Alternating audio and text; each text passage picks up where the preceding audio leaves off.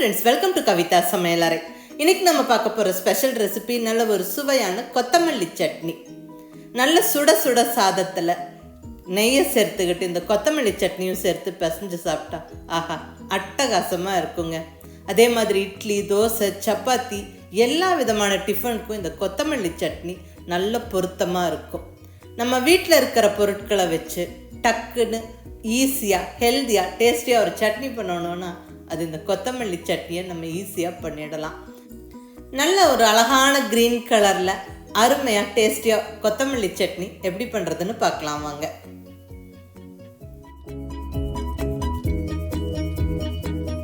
நல்ல ஒரு கொத்தமல்லி சட்னி செய்யறதுக்கு தேவையான பொருட்கள் எல்லாம் எடுத்து வச்சாச்சுங்க. அது என்னென்னு பார்த்துலாம். ஃபஸ்ட்டு மெயின் இன்க்ரீடியண்ட்டான கொத்தமல்லி, நல்ல ஃப்ரெஷ்ஷான கொத்தமல்லி நல்லா கழுவி சுத்தப்படுத்தி எடுத்து வச்சுருக்கிறேன். அந்த வேர் பகுதியை மட்டும் கிளி எடுத்துட்டு மற்றபடி அந்த தண்டு இலை எல்லாமே தான் யூஸ் பண்ணிக்க போகிறோம். கொத்தமல்லியில் நிறைய ஃபைபர் சத்து இருக்குது, அயன் அண்ட் கால்சியம் ஜாஸ்தி, நிறைய மைக்ரோ நியூட்ரியன்ஸ் இருக்குது. நம்ம அடிக்கடி உணவில் சேர்த்துக்கிறது நல்லது. மோஸ்ட்லி நம்ம தமிழ் சமையலில் இந்த கொத்தமல்லி நிறைய சேர்த்துப்போம். இப்படி பர்டிகுலராக ஒரு கொத்தமல்லி சட்னி, கொத்தமல்லி சாதம் நல்லா அடிக்கடி செஞ்சு சாப்பிட்டா ரொம்ப ரொம்ப நல்லதுங்க.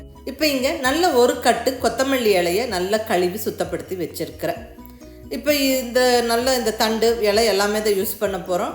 ஸோ நல்லா கழுவி எடுத்து வச்சாச்சு. அடுத்ததாக நல்ல ஒரு சின்ன கப்பளவுக்கு துருவின தேங்காய், நல்ல ஃப்ரெஷ்ஷான தேங்காய் துருவி எடுத்து வச்சாச்சு. கூடவே 2 பச்சை மிளகாய், நல்ல காரமான பச்சை மிளகாய் 2 பச்சை மிளகாய் கட் பண்ணி வச்சாச்சு. ஒரு சின்ன துண்டு இஞ்சி, ஒரு சின்ன துண்டு புளி, ஒரு சின்ன நெல்லிக்காய் சைஸ் புளி அல்லது ஒரு பாக்கு சைஸ் புளின்னு சொல்லலாம். இதில் அந்த கொட்டை நாரெல்லாம் எடுத்து வச்சாச்சு. ஸோ அந்த சின்ன புளிப்பு இந்த சட்னிக்கு ரொம்ப நல்லாயிருக்கும்.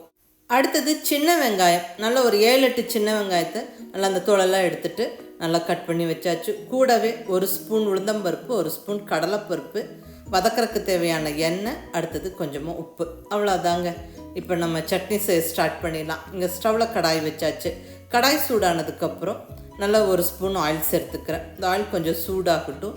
இப்போ இதில் எடுத்து வச்சுருக்கிற 1 ஸ்பூன் உளுந்தம்பருப்பு, கடலைப்பருப்பு சேர்த்து விட்டு நல்லா பொரிய விடுவோம். இந்த உளுந்தம்பருப்பும் கடலைப்பருப்பும் நல்லா லைட்டாக செவந்து பொரியணும். இப்போ இஞ்சி, ஒரு துண்டு இஞ்சி சேர்த்தாச்சு. கூடவே காரத்துக்கு தேவையான பச்சை மிளகாய் சேர்த்து விட்டாச்சு. நான் இங்கே 2 பச்சை மிளகாய் சேர்த்துருக்கிறேன். நீங்கள் உங்களுடைய காரத்துக்கு தகுந்த மாதிரி டிசைட் பண்ணிக்கோங்க. அடுத்தது ரெடியாக கட் பண்ணி வச்சுருக்கிற சின்ன வெங்காயம் சேர்த்து விட்டு நல்லா வதக்கி விட்டுருவோம்.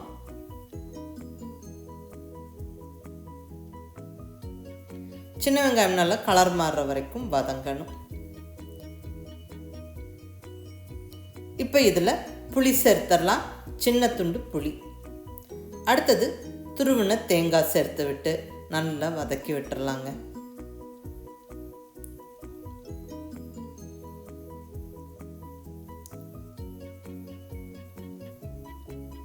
இப்போ இதில் நம்ம ரெடியாக கட் பண்ணி ரெடியாக வச்சுருக்கிற கொத்தமல்லி இலையை சேர்த்து விட்டுருவோம்.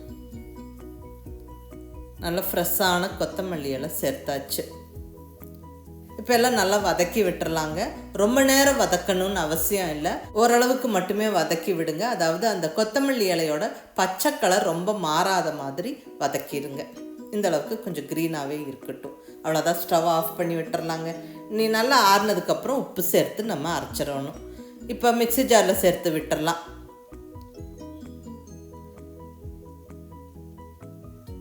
இப்போ தேவையான அளவு உப்பு சேர்த்துக்கலாம்.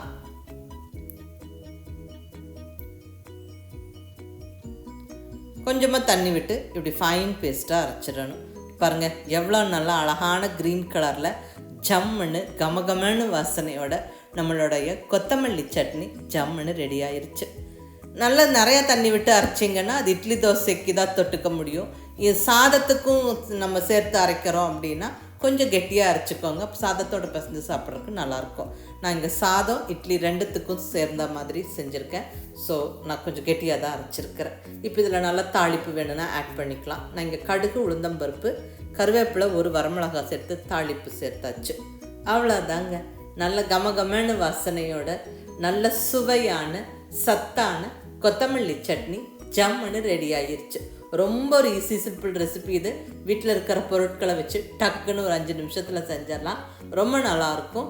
மிஸ் பண்ணாமல் ட்ரை பண்ணி பாருங்கள். இந்த மாதிரி ட்ரை பண்ணி பார்த்துட்டு எப்படி இருந்ததுன்னு உங்கள் ஃபீட்பேக் சொல்லுங்கள். பிடிச்சிருந்தா லைக் பண்ணி, ஷேர் பண்ணி, கமெண்ட் பண்ணுங்கள். கவிதா சமையலறை சப்ஸ்கிரைப் பண்ணி என்னுடைய மற்ற ரெசிபிஸும் வீடியோஸும் பாருங்கள். தேங்க்யூ.